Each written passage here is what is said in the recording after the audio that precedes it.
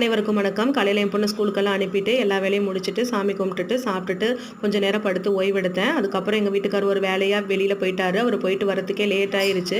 ஏன்னா பால் 6 மணிக்கெல்லாம் கொண்டு போய் சொசைட்டியில் ஊற்றணும். அப்படி ஊற்றலைன்னா வண்டி போயிடும். அதனால சீக்கிரமாக பால் கறக்கணும் அப்படின்றதுனால அவர் லேட்டாக தான் வந்தார். அதனால நானும் ஒரு மாட்டில் பால் கறந்து கொடுத்தேன். அவரும் பால் கறந்தார். அப்புறம் சீக்கிரமாக பால் எடுத்துகிட்டு கொண்டு போய் ஊற்றுறதுக்கு போயிட்டாரு.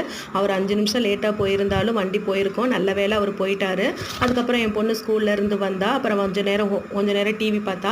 அதுக்கப்புறம் ஹோம்ஒர்க்லாம் பண்ணினா. அப்புறம் நானும் நைட்டுக்கு வந்து சப்பாத்திக்கு மாவெல்லாம் பிசைஞ்சிட்டேன். அப்புறம் எங்கள் வீட்டுக்காரர் எனக்கு சப்பாத்திக்கு தேய்ச்சி கொடுத்தாரு. அப்புறம் நான் சப்பாத்தியெல்லாம் போட்டுட்டேன். இப்படி தான் எங்கள் வீட்டுக்காரர் எனக்கும் உதவி செய்வார். நானும் அவரோட வேலையில் என்னால் முடிஞ்ச வேலையை செய்வோம். இப்படி ஆயிட்டோன்னு நம்ம முடங்கி உட்காந்துருந்தோம்னா நம்ம வாழ்க்கையே போயிடும். அதனால் நம்மளால் என்ன முடியுமோ என்ன பண்ண முடியுமோ அதை நம்ம பண்ணிகிட்டே இருக்கணும்.